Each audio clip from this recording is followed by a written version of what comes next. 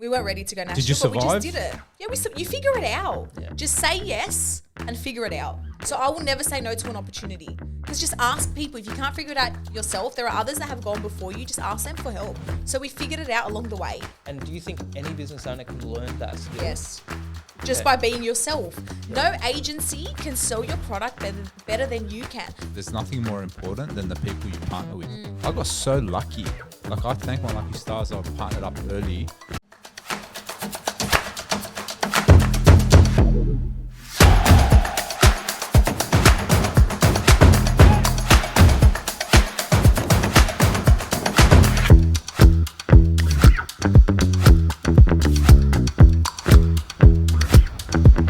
Hey small business heroes, welcome to another episode of the Lat Chat podcast. Here at Latitude Accountants, we believe the small business owner is the hero of our community, and we are fortunate enough to interact with hundreds of small business owners every single day. In this podcast, we'll be showcasing our local small business heroes and talking all things business, money, and tax. Our next guest has grown a multi-million-dollar empire with some of the most unique marketing you'll ever see. Alongside her siblings, Samantha Khater has waged a war on boring gifts and positioned her brand Dessert Boxes as a leader in the gift-giving industry. Fun fact, very few business owners make it on Shark Tank, and even fewer get offers from each and every shark, but that's exactly what Dessert Boxes were able to do. With a knack for marketing and ability to execute, Samantha Khater, it's a pleasure to have you on. How are you? Thank you. Good. What an intro. I'll do my best out here. You know? That was just the smallest part of your story. Like, there was actually a lot more. We had to condense it right down. That's it. John, fellow Thanks. co-host. Thanks for having me on, mate. It's so weird being the Robin to your Batman, but I'll try my best This to hang whole in there. this whole morning, you were calling me Robin. And now look at us. Now I'm Robin, you're Batman. That's it. Very good. All right. Start of the show, Samantha. Why don't you take us back? So I've given a bit of context on who you are, what you're up to. But why don't you take us back to the start? Immediately, just so you know, as soon as you walk through the doors, the energy levels went up, it ramped up, the marketing, just every acumen that you've got, there's an aura around you. You ooze fun, you ooze some jokes and character. Have you always been like that? Where did that side of you come from? Look, firstly, I bribed them with donuts. So I think that's what he's talking about when he says good energy. So that works. It's a sugar. Yeah. I think just being the youngest child in the family, if you couldn't tell, I'm the youngest of Oh, three. wow. I think you're just more inclined to be yourself. I've definitely always had this personality. If you speak to my brother, he'll tell you I'm the bratty one in the family. Yeah. And you're more likely to take risks. Yes. As a young one. I think you get away with a lot more. Yep. But even in school, I definitely had this energy and personality. I was always a creative person. Yeah. Never a numbers girl. Yeah. Yes. Were you a leader in school? Like, were you popular with the cool kids, or like? Look, I wouldn't say leader because I'm a horrible executor. Really? So I'm great at delegating. I'll just cut up the intro. Wow. I am very good at delegating though. So I guess Yeah. that is strong Yeah, leadership it is. skills. Of course. I did get along with everybody. So I wouldn't say I was part of a popular group, but I got along with every group. Okay, good. And John has just called you a blaster. Blast. Okay. Yeah, you've definitely got blast. John, can you explain what blast is? You came in like like I said to you before, I'm so happy I'm getting to know you on the podcast because I like to go through a discovery process with people, and I'm super analytical, and like, don't take it the wrong way, but it's just, that's how I am. So you walk in, you got that big energy, and then you're in marketing, and then you got what I call, what's termed blast, which is like, you've got the ability to communicate and express yourself really well, which is marketing in and of itself. So like, when I see that, and then I know your backstory already, right? And I'm like, and then you say, so everything's making sense. And then you say, I'm the youngest sibling. And then I come from a family of 6. And my youngest sister, Danielle, comes into the office. She works with us as well. She works remotely. She lives in Newcastle. When she comes into the office, the whole office is about 4 times as loud. And everyone's like, what's going on today? Why is it so loud? It's like, oh, Danielle's in. And like, it's like you give me that exact same, that presence. So it's awesome. So it's a younger sibling thing. Yeah. They've all got it. Yeah, 100%. I'm also the younger sibling, and I'm also more. Oh, towards, yes. creative sort of blast. It's like you have to be that in the young, like in the birthing order. If you're last, you have to really come out with a bang and say, "Hey, I'm here." We have to demand attention. Yeah. Because we get lost. Yeah. 100%. Very good. And so you go through. You've always sort of been out there and blast is what John would call it, and then you finish up high school. What do you end up doing? Like, how do you decide you want to do marketing? It's actually like you got lucky because most people have no idea. Oh, you didn't get lucky. Of course, you've created things, but no one knows what the hell they want to do. You have a personality that suits, I would say, the role you're doing. How did you fall into that role? Honestly, I copied my brother and sister. So that, because I didn't know what I wanted to do, but my parents wanted me to go to uni. Of course. So I had to go. Yes. And then my brother and sister studied business and commerce. So I thought, okay, let me study that because I didn't know what I wanted to be at the time. I actually wanted to be a teacher because I love teaching. I love speaking. Sense. Yeah, that makes sense. So I wanted to be a teacher. Then I thought, I don't want to deal with people all day, like kids. Yeah. How annoying. Yeah. So, disgusting kids. Yeah. You know what I mean? Don't have them. I love my kids. I'm just talking about other people's kids are disgusting. They get sick. They come home from daycare. Someone else's disease. What's this? I never liked school. Because I never liked school. I'm like, why would I get into teaching? So I thought, all right, let's do business and commerce. What do I major in? So my brother majored in HR. My sister majored in operations. So I thought, all right, let's do marketing. It just made sense. I didn't have a passion for marketing at the time. I didn't think I'd be good at it. Yeah. But looking back, I was always a great storyteller. Like I loved English at school. It was probably one of my best subjects academically. And I love like being on stage and telling stories and presenting in front of the class, which a lot of people hate doing, but I love talking to groups of people. So it makes sense now looking back. But I studied marketing and my sub major was actually e-marketing. Oh. But at the time, because we're talking 2009, would have been my first year. There weren't enough kids in the class. There weren't enough students. So I wasn't able to do e-marketing. So I just did events just for the sake of having a sub major. Wow, there you go. And so tell me something. Is there something cultural about, so your background's Lebanese, correct? There's something cultural about Lebanese people being good storytellers. I don't know what it is. And so a lot of like, if you grew around, if you're young and your father's at the pub a lot, you're around the stories constantly, right?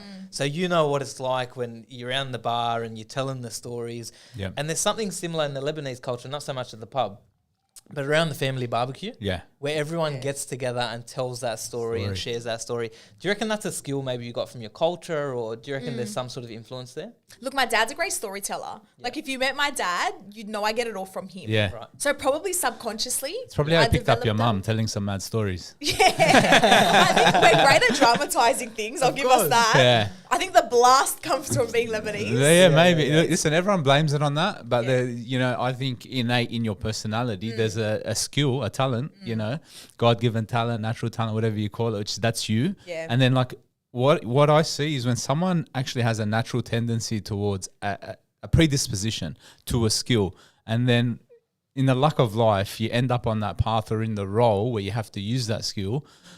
You end up on Shark Tank and everyone's throwing offers at you because you just hit the nail on the head. You pick the perfect thing for your strength, which in your strength is communication. So it's a bit of fate and luck, and also just the ability being applied the right way. And then you said when you walked in, I also am confident being myself. You're not the type of person, I'm an eldest.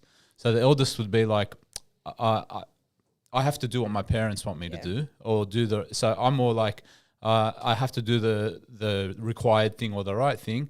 Coming out last, you're like, I just want to do what I want to do. So you've just went straight into something, and then the rest is history. Yeah, like I said at the beginning, I think you're more able to be yourself as the youngest. 100%. Because the eldest has done what needed to be done Yeah. for the family. We had to follow all the rules so you could do what you want. Fun story. I'll tell you how the business started. How mum found out. Yeah. So mum found out over a text message, like a WhatsApp message, because being the youngest and the brattiest, I didn't have a job because I didn't really need one. I didn't have expenses at the time. I lived at home. I was early 20s.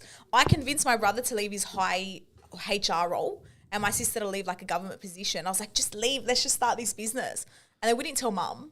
And then I don't know if I sent the message to the wrong group and then she found out that way. Yeah. She's still not proud. Still hates me for it. So you get a corporate marketing job? Yeah, I don't think that'll change. Job's fake. You're a TikToker, what? You ruined the family reputation, Honestly, you know? I know. It. So on that, okay, so that you just mentioned that like that was an easy thing to persuade a brother who's earning, probably 6 figures at the time and the sister to do the same thing and to start this business out of scratch and make no revenue. They might have had expenses, I don't know. But what's that journey? So you finished uni and then you start the boxes? No. So I finished uni. I went into a few corporate roles. I got fired from a few. Yeah. I don't like being told what to do again, youngest personality trait. Surprise. Yeah, and I'm a creative, so the corporate environment's not for me. Yeah. Like, good luck me putting an idea forth. Let's say it's, in this century, and I say, or, 2024, and I say, let's go onto TikTok, and a business says no. I'm walking out. I know what I'm doing. Listen, this is the platform. People's attention is on. Why aren't we on it? So I went into a few corporates, and then, what actually started my journey? You might hate this. I was a network marketer. No way. Who for? You want to say? Isogenics. Yeah. This is something we have in common. Oh, what did you do? All right. So I love being a pyramid scheme. I love I'm the king of pyramids, and I'm not even Egyptian. I know you're Egyptian. I'm the king of pyramid schemes. I grew up in a house where my dad did Amway. Yes. Okay, which is the original, the American way, the OG. Yeah. So we used to have product demonstrations at our house. Yes. I was 12 years old. I had to come out and present a product on the product demonstration.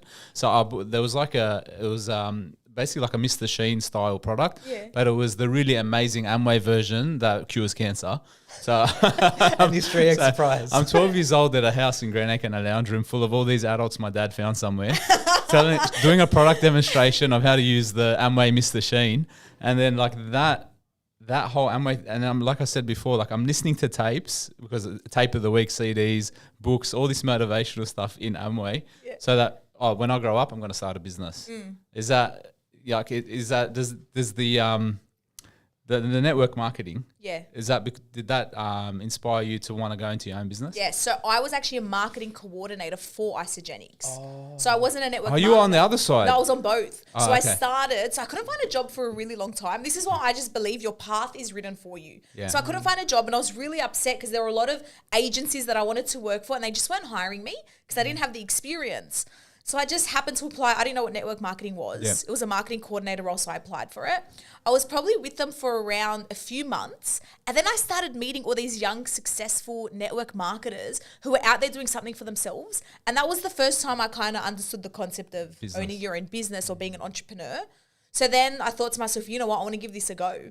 And like you would know, there's a lot of self-development in network marketing. I rate network marketing. I know it gets a bad rap, but it really helps you find yourself in terms of developing your skills. And it teaches you the importance of building relationships, which I believe is the number one way to be successful in business. It's who you know. It's networking. So I want to say though, if your business looks like a pyramid scheme, it probably is a pyramid scheme. I'm not trying to say that all network marketing is bad, but so I did do. So my parents did Amway, made no money, fell out of it. Then when I finished school, I went into Manatech, which is it's a vitamin network marketing thing, and then made no money and whatever. Yeah. And the only thing I don't like about those schemes is that it does do a lot of self-development and it does help you learn how to run a business, but most people don't make money. Yeah. Most people don't make money. The ones who actually make money take those skills they learned in network marketing, and then they go do a business for themselves, and then they make money using those skills, which is what your story is. Yeah. But wouldn't you say that in most businesses or in any industry, there's only a small percentage of people that are actually successful? But I think network marketing is the only industry that really sells the dream. Yeah. So a lot of people get caught up in the dream, realizing only 2% of you will actually be successful in it. It's the Pareto principle in that the top 20% will make 80% of the money. Yeah. The top 20% will carry the 80% of the team, all that sort of stuff. Very common in life, you're 100% right. What I do rate, like you, I have a personal issue with network marketing. Oh, here we go. I'll explain why. Time for another podcast. The network marketing podcast. So the two things with network marketing is, one, I hate how coy they are about the disclosure of the fact that they're in network marketing. Bro, I'm fine, no worries. Just tell me I'm going to the network marketing event. Are you talking about the pitch? Yeah, like the how pitch. they teach you to pitch? It's like, Bro, listen, just tell me. I've got this idea. I want you to come around to my house. I want to talk to you free. Let's talk about something. And then you rock up and then you realize someone there giving you an hour demonstration. I'm doing the coming to It's Jesus. because they sell the dream. Yeah. So they don't sell you the necessarily the vehicle to get you there. Yeah. They sell you the why, not the how. Which I rate. That's why it is very well. coy. Yeah, it yeah, is. They say the how, which is the network marketing scheme. Yeah. And doesn't always get you there. Yeah, of course. Even with a lot of effort, and you spend a lot of money and you burn a lot of bridges doing things. But there's, you know what I'm seeing? I'm seeing a crossover. In America, the dream is to build a business. We always say it on a podcast. In Australia, it's buy a home. So why it was exciting to you, tell me if I'm wrong, I think it was exciting to you seeing that they sell the dream because we're growing up in a culture, one Lebanese, two in Sydney and in Australia, where there is no building up of the dream other than to buy a house. Yeah. But then they're importing these American network marketing schemes where they're selling the American dream, which is to own your own business. So it's so natural for them to sell the dream and to dream big. And then we've imported that from the States. And then that's why it's so attractive to us because we didn't grow up with it. Yeah, you're 100%. right. Yeah, 100%. There's no pathway for the visionary or for the business owner dreamer in Australia to do that. So network marketing, very, very... It is the vehicle. 100%. So just on network marketing and then I'll move on. You guys love this topic. Let's talk about TikTok. No, bro, I will. Guys, I don't do network marketing anymore. That's just a disclaimer. No, none of us do. We're not in it, but we're talking about it. Forget network marketing. This is completely I hope I get sponsorships different. after this. Amway. Presented to you by Amway. What personal... You talk about self-development and personal development. If you were to speak to a younger person in business or someone coming up, is there any book, is there any mindset, what would you recommend to them that you think sort of shaped you at an early age? I know John read Rich Dad, Poor Dad at a young age. Did you read any books or did you any courses or anything that inspired you?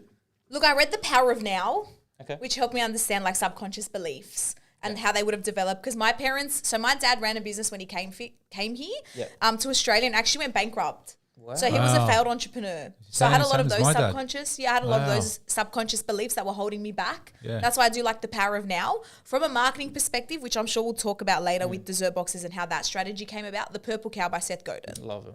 I love Seth Godin. Yeah. Like, he was way before Gary Vee. I love Gary Vee now, but Seth Godin is like the godfather of marketing. Yeah. Now we're even on to Hormozy. Alex Hormozy's on the same. All that sort of stuff, and that's very Everyone's an influencer now, though. I mean, there were some genuine ones back in the day, and now they're copying the model. 100%. So I'll start on Shark Tank. I'll get to TikTok, I promise you. But let's start on Shark Tank. Okay. How the hell does someone even get onto Shark Tank? So we applied... So we had to really try to convince my sister to get on because she doesn't really like attention. She's the eldest, right, in the family. So we had started the industry. So no one had disrupted or changed the gift-giving industry since like the early 2000s. So we came in with this new dessert box gift-giving company. Let's put dessert in a box and send it. And we had to convince people that the gifts you were sending before are boring. And we had to re-educate the market on start sending a dessert box as a gift. And then so we started that and we had no competition for the first probably year of business, but then every second person was starting a dessert box company because it's not a revolutionary idea. It's very easy. You grab a donut, you put it in a box, you send it off. Like realistically, if you think of it that way, it's really not hard. There's low cost to entry, low barrier to entry. And then Shark Tank was on and we said to our sister, if we don't go on and establish ourselves as the leader and the creator of a dessert box, someone else is going to do it. So we applied without her knowing and we got on. You go through a lot of psychological testing to get onto the show because they want to make sure that, this isn't the be-all, end-all if you don't get the investment or if you get online trolls. They're reducing the liability because if they ruin your dreams, they don't want you to go and do something bad. So if you don't have thick skin. How did you pass the psychological testing? Honestly, I don't know. To this day, I don't know. It obviously wasn't strict requirements. But they test you all individually. So 3 of us individually, then all together. And we got a very good edit on the show because it was the whole first generation Australian approach. They were very friendly. They were. They were. So very good. That we got lucky with. Awesome. Let me talk to you about your numbers. Because we're accountants and obviously numbers Don't ask me hard questions. Don't about very the easy. numbers. How do you work out what a net asset is on a balance sheet? Talk to me about your balance sheet. Let's get back and say what's an asset, what's net. All right. No. So these numbers are public, which is the only reason I'm bringing this up. So year one, it was 2017 when you went on to Shark Tank. Pre-TikTok, pre-Instagram, like this is pre-ecom really, being accessible to the general public. So 2017, in your first year, your first 12 months, you do $2 million in sales. They made a big deal out of that show, which they should. You gross to 1.25 mil, which is 62.5% gross profit. I always say in ecom, you really want to get to 60-70%. That's the only time your business can actually survive ups and downs and ROASs and whatever. And then you make a net of $810,000 all in your first year. You netted $810,000. That's 40.5% of your GP.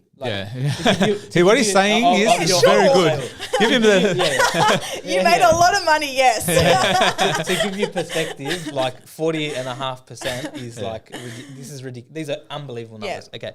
In your first year, talk me through, you've just conned your brother and your sister into leaving their corporate job. You've started the business, $0 to $2 million in sales in 12 months. How do you get your first sale? How do you get to your first quarter in record-breaking sales? And what's the traction? What's the path? Yeah, so let's go back a step. Please. So prior to Dessert Boxes, we started a company called Kayter. So Kayter is a company that kind of wanted to revolutionize the drink stations at events. So it was a young Thai coconut and we would brand the front. So let's say we can have Latitude Accountants on the front and you'd have it at your events. So we started with that. And then it was around January time, early Feb. So end of Jan, early Feb, which is a quiet time for us. We were sitting around. My brother and sister still had their full-time jobs at this point. I was the only one that had left. I was freelancing. That's what you call yourself when you're unemployed. I was freelancing. / freeloading. And I said to my brother, so I remember we were sitting in the room, and do you remember when Tellaballs had just started? Yes. They launched a milkshake with a Nutella donut on top, and that was like the beginning of the food porn game. Wow, they put a donut on a shake. It was revolutionary in the food space. Yeah. So I said to my brother, why hasn't anyone created a Nutella dessert gift that you can send to someone, specifically men? Because who caters to the men gift-giving market? There's a lot for women, with flowers, hampers, candles, balloons. But what do you send a guy for Valentine's Day? Yeah. So we started collaborating. Away to a man's heart. Food, stomach, right? Yeah. So we collaborated with other dessert makers at the time to get them to make us a sole exclusive Nutella dessert, put it in a box and sell it. You're going to like this number. In a week, we sold 400 units. Wow. This was through our Kayter page.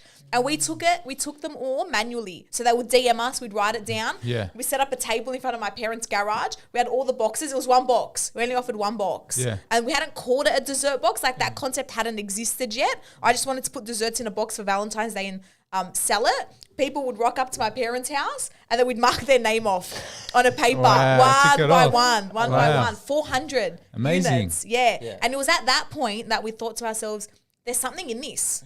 So then we started Dessert Boxes. So we did have an audience to leverage off. And then we started Dessert Boxes and it was on Valentine's Day. So we always launch on a gift-giving occasion. So whether it be our biggest ones are Valentine's Day, Mother's Day, Easter, Father's Day, Christmas. Can I ask, why did I don't know how well the coconut one went, but all I know is Dessert Boxes now. Why did the dessert one work? And the have you ever thought about why didn't the coconut one work? If you're the same audience, just different product, like what's in that? So the coconut one did work. We still run that business. Awesome. There you go. So we still run it. Yeah.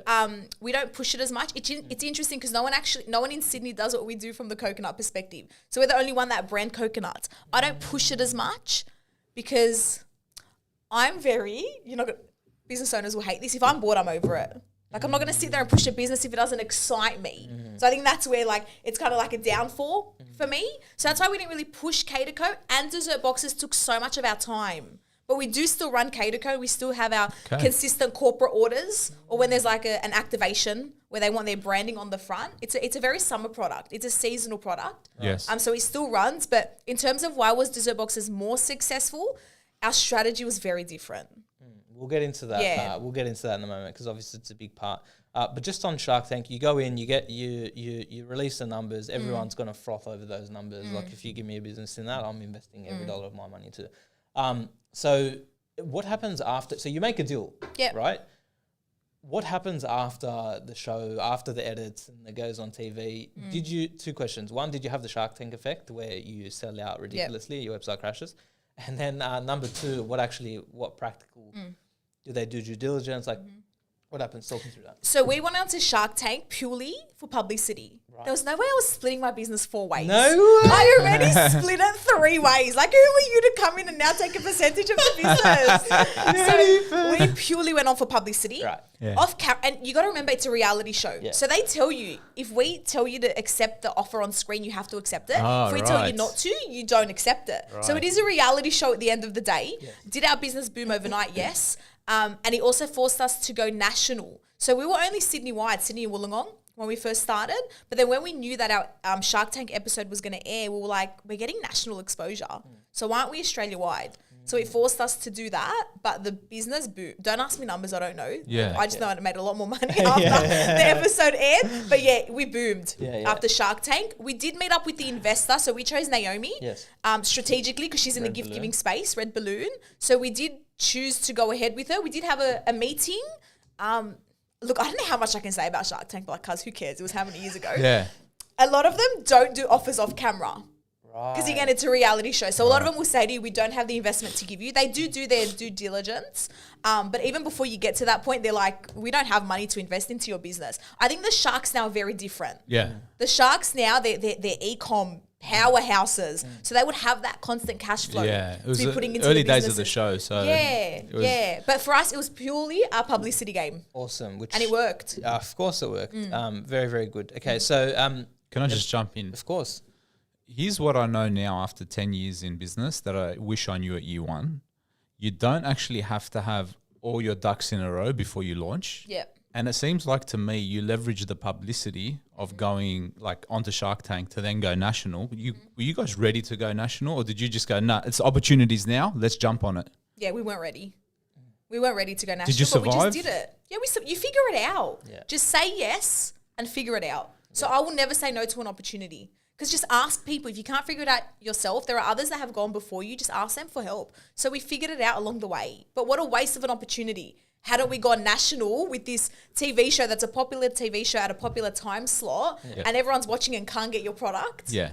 So it forced us. Otherwise, we probably never would have acted on going national. I see that now, being in business, seeing so many people, seeing the blast types, the go-getters, the marketing, out in your face type people. They're just so good at pushing the product and working it out later. Yeah. And then the meticulous perfectionist wants to get the process perfectly right. They get left in the dust because they're there waiting until everything is Sam saying, let's go national. All right, I have to do about 2 years of due diligence on warehouses in every state and locations and all that. There's no way I'm going to let you. She's crazy. You're going to listen to Samantha. She doesn't even know the numbers. We're going to go national. What do you mean? Do you know what I mean? But when you let the nutter blast excited marketing person just lead and push, and everyone else has to hustle to work it out later, that's how you get results. That's how you actually change things, and you build. The dream works then. 100%. So that's something I've learned, and I love that about your story. If you're not embarrassed by your first product, you launch too late. That's 100%. How I see it. 100%. I look back at our dessert box and I'm like, how did people pay for these? But had I left it a year to, make it perfect, someone else would have launched the concept. 100%. Yeah. And you need that reiteration. You need to do something, test it, is it right, feedback. Get feedback loop, whatever. Just last question before I really dive into the marketing. The family side of the business, obviously there's 3 of you on the Shark Tank. You're, saying we want another sibling. It's great. The whole thing was very well done. I'm talking to the marketing Glad you fell for the story. Yeah. Talking to the marketing queen here. So, how is it like the dynamic? Do you A, recommend someone get into business with the siblings, and B, how have you made it work?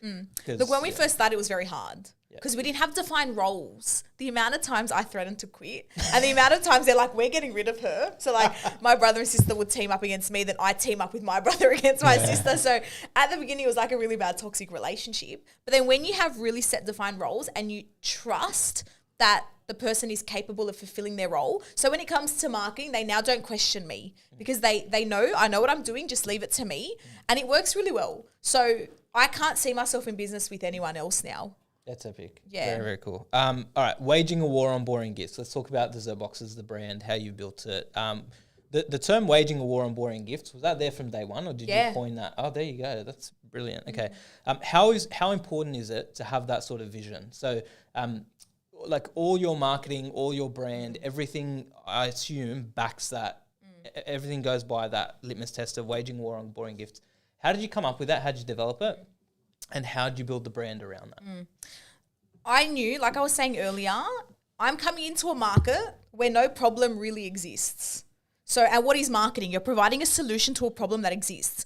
I'm coming in and saying, no, hey, there is a problem. You don't know it's there, but all the gifts you've been sending in the previous years that everyone's loved, they now hate. Buy my product instead. So that's why the statement had to be very strong, and I had to call out competitors or other gift giving ideas as being boring. So I had to build that emotion around it. So that's where the statement came from. And then when we start talking about all our marketing efforts, it kind of backs that.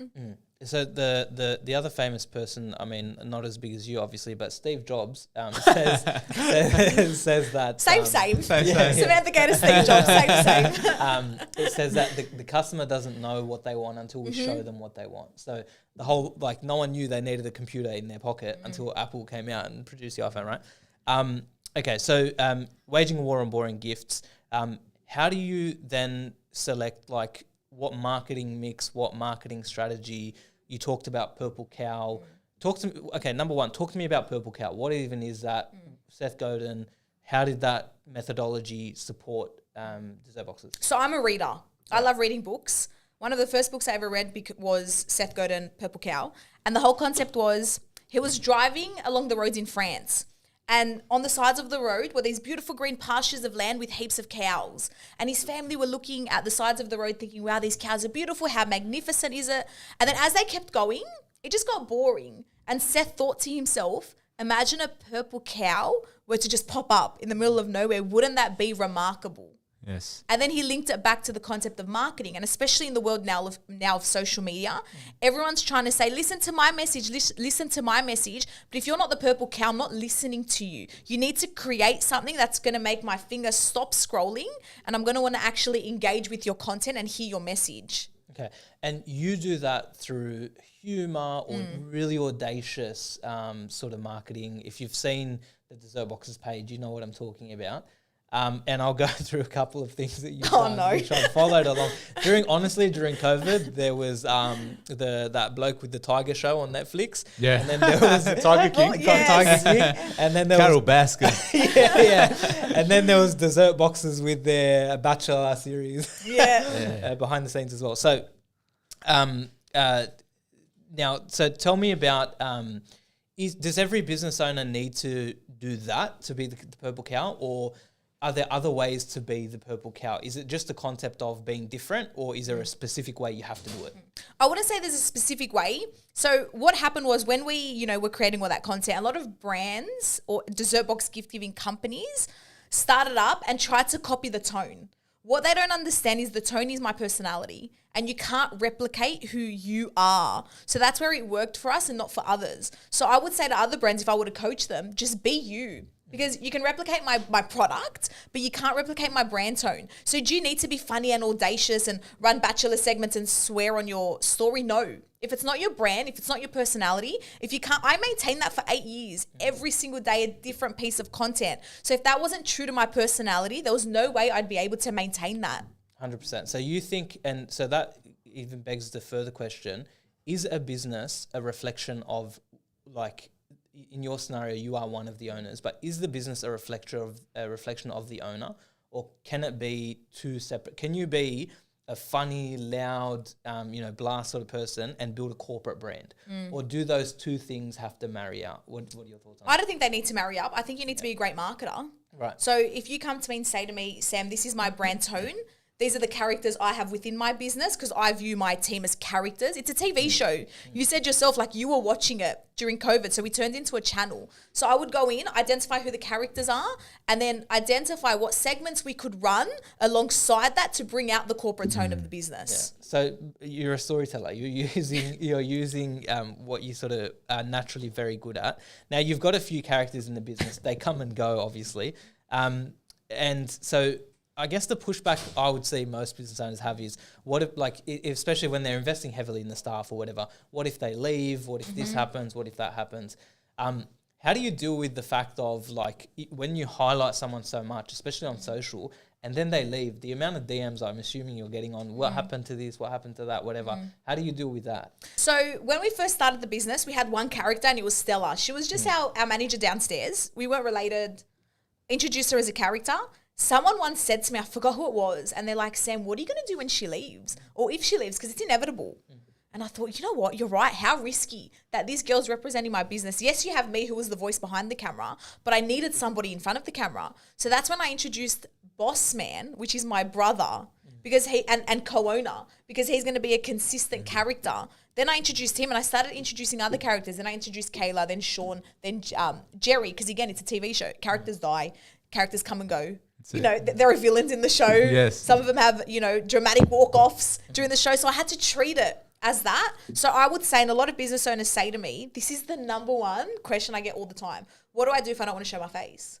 My response is too bad. Show yourself if you want to be successful. If not, hire in talent. But like you said, the risk is what happens if that person leaves. So the only way around that is you need to get more comfortable on camera, or you need to hire in multiple characters that represent different parts of your target audience, because you still want them to resonate with the character.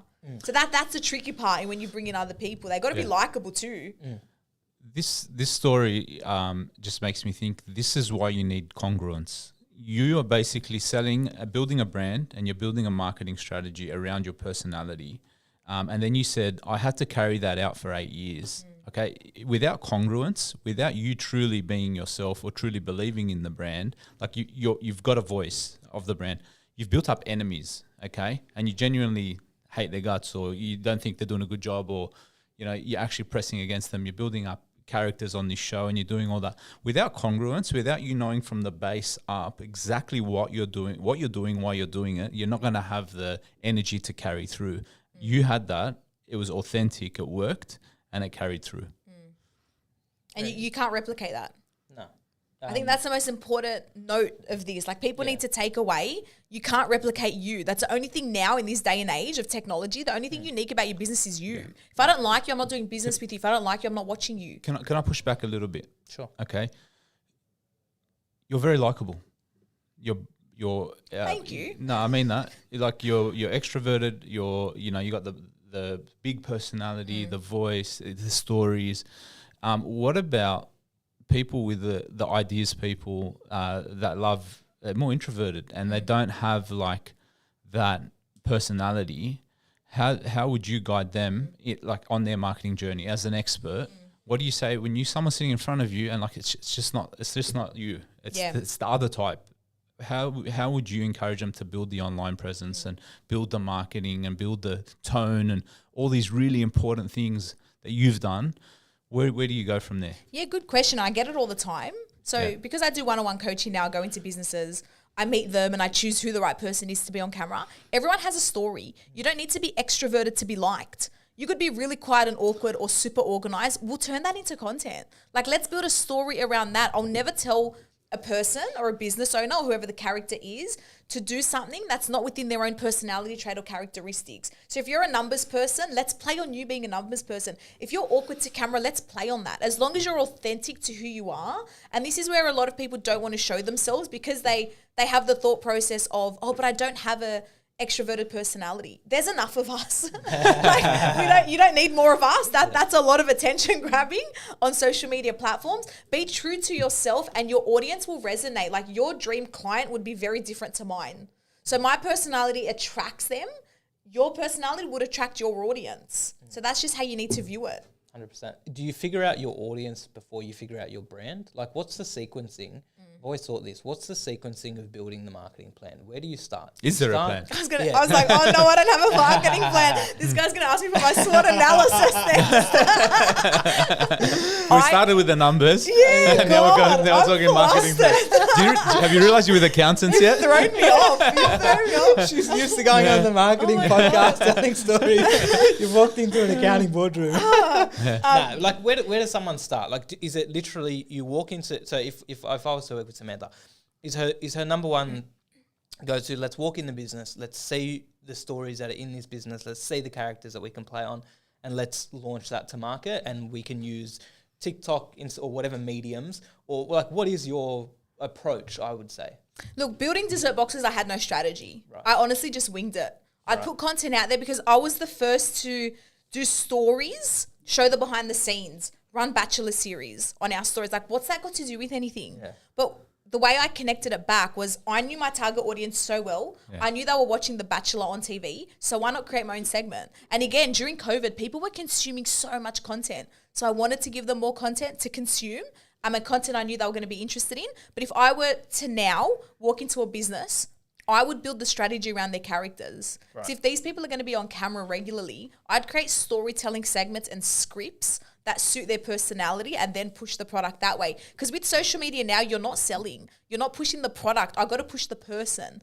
As if I can get them to like you, relate to you, we can then start selling them your product in really subtle ways. So my next question is, okay, we've gotten the attention now. We've built the characters. We've got the brand going. We sort of know who we're trying to target.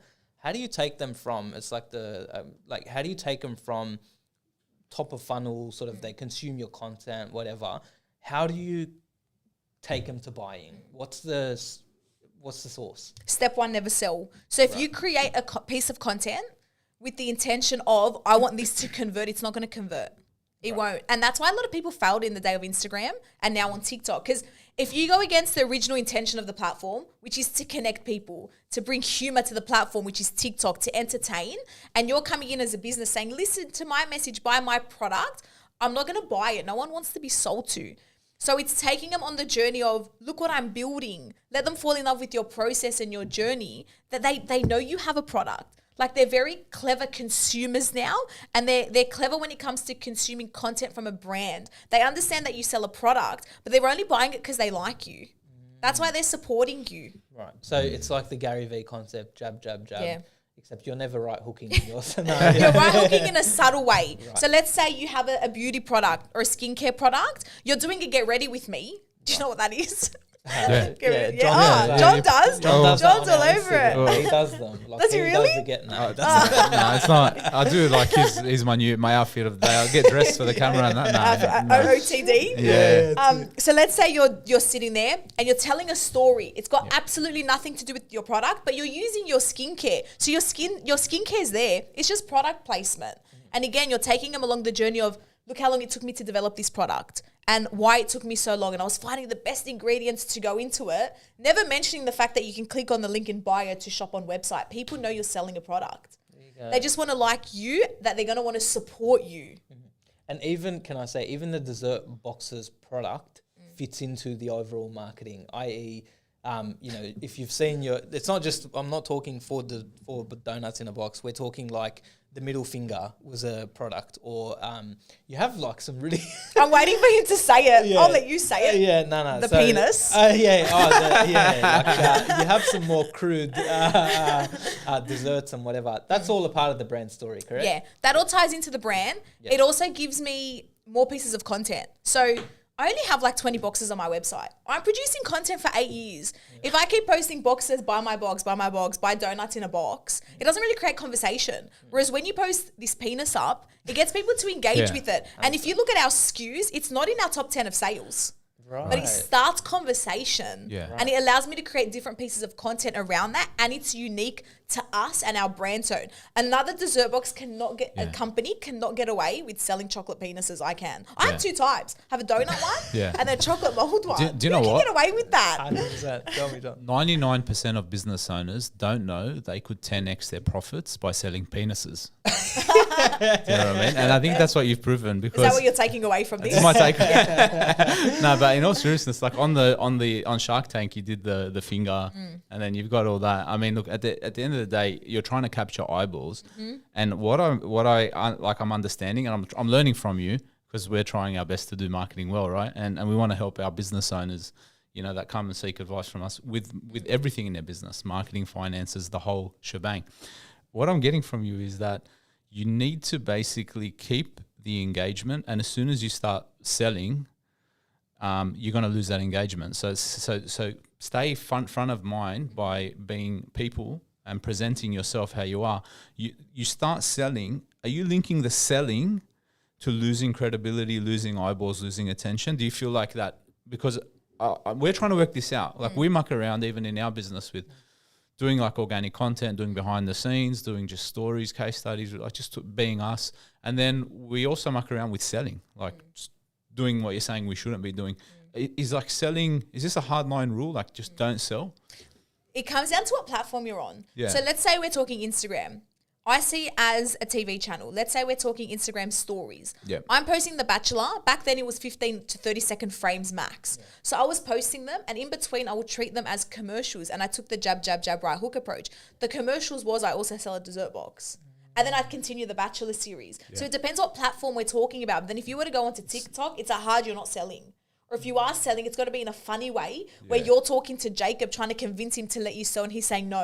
Okay. So it's got to be in a, how do we make this a story as to why you want to try and sell. But a buy my product won't work on TikTok. So people are intuitive to know, intuitive enough to know that you're selling whatever you're selling. Okay, they're tuned in. They will reach out to you and connect with you because they know you're selling. You're just being you. You're just putting out content. Exactly. And then, but you said TikTok is somewhere a hard no selling place.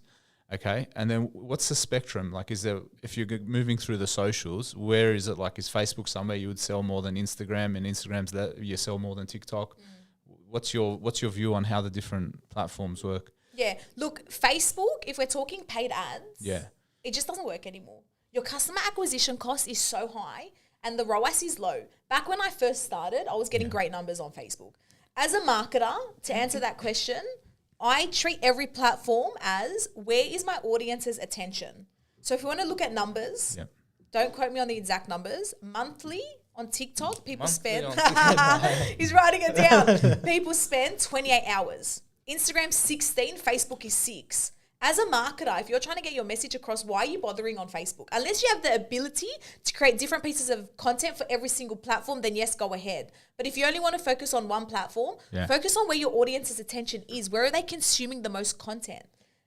Should you focus on one platform first, or should you focus on let's just try everything and see what works? What would your approach be? It depends on your ability and your resources. But if a new business comes to me and we're going to talk strategy, I go TikTok. Because again, why would you bother on other platforms if people's attention's on TikTok? Still have an Instagram presence. I see Instagram as a catalog for your business. It's more aesthetic. People go on. You need to have a presence on there because people are still spending time on there. But if you're a new business who wants to grow and grow quick, your ability to go viral on the TikTok platform is massive. And that's why Instagram's copied it with Reels. Yep. That's where they've gotten the concept from because they realized the algorithm worked, the structure of it worked. So they brought it onto the Instagram platform. So you're all in on TikTok? Yeah. Effectively. Okay. And so I will then get some tactics from you on TikTok. So this is strategy and then we'll talk tactics. But before I talk tactics, I think the common feedback from especially more established brands, I would say, is that I don't want, like they feel there's a level of discomfort when a corporate brand... This is going to make me angry. I already know this question. No, I love making let's get the controversy out. So the corporate brand doesn't want, obviously, each individual being their own character and building their own personal brand. They may or may not, I don't know where they're at in the journey right now. Because they're very conscious. All it takes is one piece of content to really, hurt a corporate brand that's been built over a long. So it's a fine line. What do you say to that type of business owner who says, "No, I don't want to do anything, just in case that I say something wrong or I do something wrong"? How do you deal with that? Don't do it. Just don't do it. I'm not going to sit here and try to convince you to get on a platform that's going to get you viral growth. And this is why I see it beneficial to small business owners, because there isn't much of a hierarchy in small business. You can make decisions quick. So big brands aren't on TikTok. They don't know how to approach TikTok. Chances are if you're a big company, you're using an agency. Agencies, this is a big claim, they're dying in 2024. And the reason is marketing agencies are so used to, let's post at the right time, let's take photos, let's do a photo shoot once a month, let's schedule it because it's scalable. Storytelling is not scalable. And it's a skill that you can't teach. You have to be able to go into different types of businesses, in different types of industries, meet the team, write down characters. You're turning into a director. Like you're now a producer and director. And a lot of agencies don't have that skill set to be able to do that. So who do you think the business owner needs to learn that skill set? Yes. Okay, so you're saying every single business owner, I posted a story on my Instagram this week and I also said, I think every single business owner needs to understand how to market and how to sell their business like no one else can.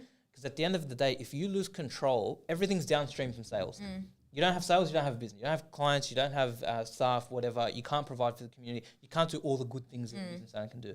So you're also saying that the business owner has to take 100% accountability for their marketing and sales and figure out how to do the storytelling. And do you think any business owner can learn that skill? Yes.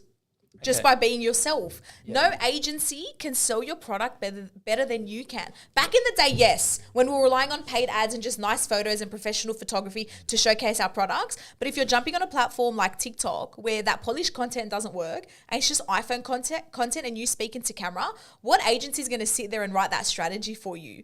This is why, so I work with a lot of agencies to come up with creative storytelling segments for their clients. But I now want to empower small businesses to run it themselves. I hear it too many times, Sam, I get fucked over by an agency. Or like they're not doing anything or they're under-delivering. And it's not me taking a stab at them. It's a very big pivot from what they were doing to what they now need to do if they're going to become successful on the platform. And it's a lot harder to scale. Very, very good. And so just to further drive the point home, because I want every single person to hear this. If you're a lawyer, you're a corporate lawyer, you need to figure out a way to get sales into your business, and you need to figure out a way to be a storyteller, to be a brand ambassador for your business, and to do all those things. Can I get a confirmation? Can I get an amen? Amen. There are two lawyers that these lawyers should be following. Fadan Talk on TikTok and shout out Ray. I'm pretty sure it's Ray Zoo. He does it in a hilarious way. Okay. I'll send you the links and you can have a look at them. He does a full thing on if you're selling Coke. Yes. Yes. Okay, so he's used the platform very well. And Fadan, who's a family divorce lawyer, has done it really well by building her personal brand. She just does, she's like, no one can be fucked cooking on a Saturday. I'm going to do a grazing board. Yeah. And she's like an older woman, not someone you would expect on the platform. And she has a cult following. And everyone now knows that she's a divorce lawyer. So, hey, if I ever needed one, who am I going to? I'm going to Fadan because I consume her content and I like her. Do you know who I like? There's a Middle Eastern real estate agent out in Western Sydney who keeps rocking up to old shitty homes with Lambos. Rented Lambos. He rents Lambos, McLarens, everything, and he rocks up and then the video is starts with a Lambo and then he's in the house and there's like a bed sheet for a curtain because the house doesn't even have curtains in it or blinds. So he's selling like these like rubbish place. Some of them are rubbish, some are great. And it's just, that's Purple Cow as well. That's telling a story. The car's worth more than the house. I've seen the those car's ones. worth more than the house. And he gets so many comments, but it's because he's creating a conversation. Yeah. I want to challenge you. Is it not good enough to have a really good product, sell really well, and let word of mouth do the selling for you? How would people know about your product though? If you're not marketing the product? Yeah, but this is what I'm like. You're a marketer, right? You're big marketing and you push product, whatever. Is the different? Like, are we watering it down to say there's no real product differentiation? So are all the products the same by and large, and really it's the loudest person? Yes. You don't need to be the best. You have to be the best at creating content. You don't have to have the best product. Do I have the best donuts in the industry? No. But am I the best marketer? Do I have the strongest brand and brand voice and tone? Yes. So you go into a business. Are you trying to change the business owner's perspective and emphasis? Their emphasis may be on production, quality control, having the best donuts. Are you trying to shift them and say, hey, like that's all nice, but who cares about that? You really got to start talking about how you present your brand, who's hearing you, what your reach is. Is that to you more fundamental than anything else in the business? I'm going to say yes. I want to push them away from production because you really need to believe in the product. So if you want to create a quality product to put your name behind, absolutely, I'd never stop you from doing that. Yeah. But what's the point of having this quality product if no one knows about your brand or about your product? All I'm saying is you don't have to be the best. So I tell a lot of small business owners, if you want to get onto TikTok, chances are there's no one in your industry doing it good. You just have to be okay. You don't have to be great because you're still early to the platform. So you just have to be okay with it. But again, if you have a great product, but no one falls in love with you and is following your journey and your story, who's buying it? And you know what, Samantha? I love that you keep saying no one's falling in love with you, right? So in the day of AI and this and that, and bots are going to take your things and less personality and more just technology and this and that, the fundamental thing that people are buying are human connection. Yes. So I love that you keep saying yes, your product needs to be good. There's like a minimum requirement for how good it needs to solve the problem, but the person needs to like you. The only difference between your bottle of water and the next person's bottle of water is that they like you more, so they will buy from you more. Yeah. So I love that you are driving that home. You're gonna get hate when you go online and produce the Trolls, Karens. Trolls, Karens, which obviously you've made a whole wall about. Yeah. We've got one recently. Have we? Yeah, we just put out like a reel recently, and the comment was, if I read it out, because give the troll a shout out. Put her username too. What did the bitch say? Yeah, we did a reel. Obviously, we're really bad actors. Yeah. So if I find it, okay, so Is that when you knew you made it? yeah, I feel like I've just Your been first troll. validated. Yeah. your first troll is always like, Yeah. do you know what? I It's your can't. first love. Yeah, You need to find it. I need to find it. Eh? We'll cut this. Yeah, Yeah, we'll pause cut the it. Yeah, podcast. We anytime. need to find this. 1 second later. That's when you know I know you've it like is. reached the wrong side of Okay. Instagram or Yeah, TikTok when yeah, you've got a So- troll. Here we go. So we've got a troll, and they've said this on a reel we did recently, and it says, "Sorry, but all I got was cringe, bad acting, pointless and unnecessary. Hire a professional and advertise what you are selling. This was like an episode of Neighbours." That's a compliment Yeah, episode. isn't it? Neighbours. Neighbours is People great. binge watch Neighbours. They're global. It's only the longest lasting Australian show that threatened to shut down and then came So- back to Yeah. life. So when you got your first hate comment like that, did you want to pack up shop or do you not give? Nah, you don't give an F. I don't care. You don't care. I don't remember what my first hate comment was. I remember the first time I used the C word. Yeah. Yes. So the first time that Did your happened, mum call you? my brother, I Yeah. signed him out of This was Facebook. This was back in Yeah. the day of Facebook. You're a It was our disappointment first- to your parents. I really am. So our dad works with us downstairs. And it's so awkward when I hand him like the penis products. I'm like, just don't open the box. Why do Yeah. you need to open it? And he opens it. Yeah, opens it, That's yeah. how he found out his daughter sells penises. Yeah, nice. His daughter from Our Lady of Lebanon, Lebanon, yeah. sells penises. You've broken the mold. Excuse the pun. So the first time that happened, I was going through messages. So at the beginning, I knew I couldn't only post boxes because back then we had say 5. Yep. And I couldn't just post a box every day and then just repeat the process Yeah. every 5 days. So I started reading messages and what messages people would send to each other. And there was this one message where the parents are calling their child the C word. And I thought, look, it's one of my favorite words. Yeah. And I thought that's really funny. And Yeah. I never swore at the time. That was the only word I'd ever say. Yeah. And I showed my brother and he goes, there's no way in hell you're posting that. Yeah. I'm the youngest. I said, fuck you. I signed him out of Facebook and I posted it. Yeah. Overnight, 10,000 new followers. No way. That post today has reached millions of of views. people. No way. And it's because it was remarkable because businesses never swore. Yeah. Even now, they Yeah, they they don't would do never much. use that word. Yeah. But businesses don't necessarily swear. Yeah. So that's why that got massive reach and Nice. engagement. you Yeah. go. But my first troll, we've had so many. Yeah. And I've turned it into content. I have a highlight on our page Oh, for where all you the can see hate. the trolls. Yeah. I always put it on our story and people love going and replying to the troll because Oh, we've built yeah. a community. Yes. It's like, oh, we've got your back, we'll troll her. That's it, So then nice. they start trolling them back. Yeah. And then we started a segment where we'd print them and we started a Karen wall and we'd Nice. print their emails and put it on the wall. So Yeah. I just see it as let's turn this troll into Yeah. content. Nice. Like you're giving me something else to talk about. Yeah. You literally started a whole You- segment for me and it got onto Daily Mail, my Karen wall. Samantha Khater is undefeated. Yeah. You are what? undefeated, Karen's mate. come up. I'm replying to your Karen. Yeah, please do it. I would like to support. Could you please get all your people to smash Yes. that? Because I'd really appreciate that. Hurt my feelings. Samantha, it makes me happy because I swear I'm enjoying Samantha's stories. I'm seeing it all Yeah. happen and these people crapping on it. In my mind, this is a small business hero. She's trying to have a crack, Yeah. trying to do something good for the community, trying to Yeah. provide a good, valuable piece of entertainment. But like to defend all the trolls, yeah. a lot of them are her family. They're probably just getting them back for wrecking her. They're like, oh, we're going to shut her down. It's been 8 years. She's still going. That's good. So fight fire with fire and just keep on doing it. Yeah. And Yeah. None of this turn the other cheek. Go for it. I love keep it. going. Very good. Well done. And Samantha, so I've seen you doing education as well. Why don't you talk us a bit through, what the education is? I know it's obviously about marketing. You're the marketing guru. So tell me a little bit about that and what you're doing in the community and your methodology or tell me about the product. Yeah, so look, I'm still kind of developing it. I just know that I really want to empower. 2024 for me is the year of empowering small businesses to do their own marketing. Love it. Stop relying on other people. You just need to do it in-house because, again, it's human to human, H to H. People need to like you.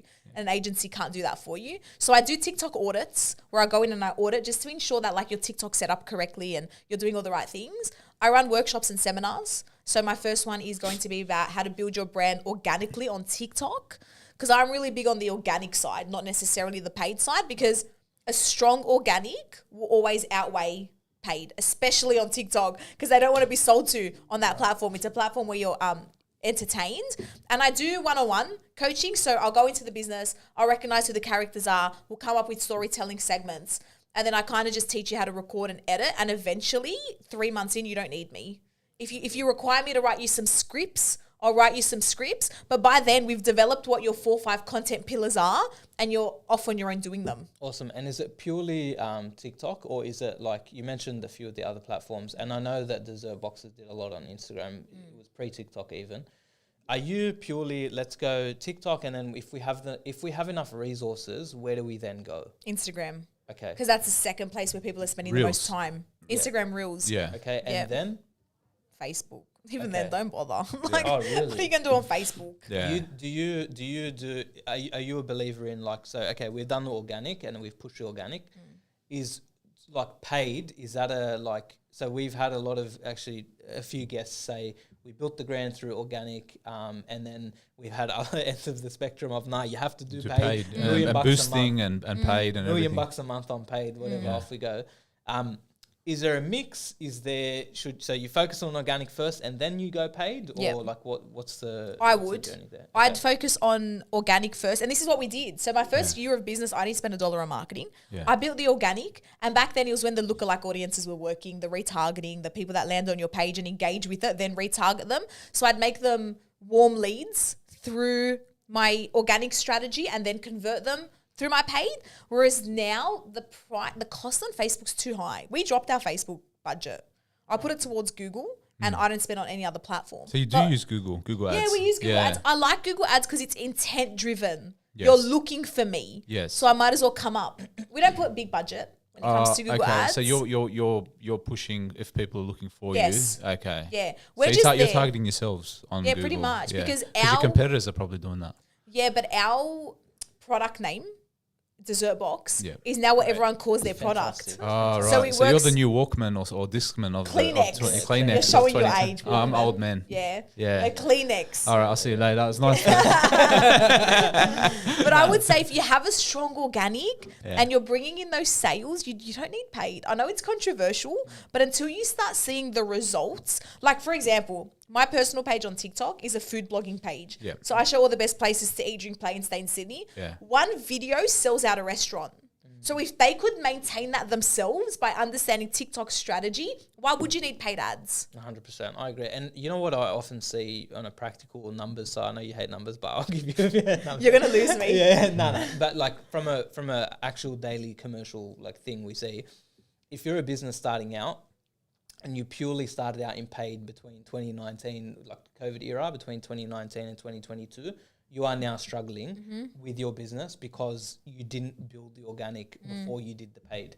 And ROAS in 2020 is not what ROAS is today. Yeah. So there's a lot of merit behind what you're saying on a practical numbers perspective. And if paid doesn't work for you, what next? 100%. You need to build organic. Whereas I'd rather you build organic and then once that works and you want more of a push, then let's try some paid. Yeah, 100%. I've got 2 more questions. I know we're running a couple of minutes over time, but you're a guru, so I want to extract the maximum value out of you. One of them is being dependent on the platform. How do you then shift, like, okay, we're on TikTok and the platform's cranking, but as you know, any brand knows, you can be reported on Instagram, you can be reported on TikTok, I dare say, and you could overnight, off goes your brand. How do you shift or diversify or have that plan B? Look, don't go against the rules. So we got taken down a lot, especially during COVID. We lost our page. But no one's ever heard you say don't go against the rules until this podcast, by the way. So, well, if you don't want to lose your page. So we lost it for 3 months. But it was during COVID. I had nothing to watch. Yeah. But it was okay from a business perspective because e-com boomed in COVID. So we didn't need to be creating content, but we do have we have a very strong email database where 30% of our sales come from that. So we do have other things working in the background. If you were to lose your platform, and Gary Vee says this very well, let's say it gets taken down or banned. let's not say your page gets reported. Let's say TikTok disappears tomorrow. It's actually an exciting time because where's that audience's attention going to go? Find where it's going and then start marketing on that platform. Yeah. But in terms of if you lose your page, you don't lose it for no reason. I know why we lose our page. Right, yeah. You don't lose your TikTok for no reason. Yeah. And again, with TikTok, let's say you What did you lose do? it. I don't know. How much can I swear on? As much as you want. Okay, so during COVID, Yeah. fucking Gladys the bitch, Yes. we created She locked us in our houses. Yeah. I'm very upset about we that. had I'd like a personal apology if she's listening. we had a card Yeah. that said no one will fuck you harder than and the face of Gladys. Oh, And it was right, hilarious. It was a bestseller. Yeah, that's So I got taken down for that. okay. So you just I you wonder broke who- some I of the wonder who rules. took Yeah. you down. No wonder. You broke some of the rules.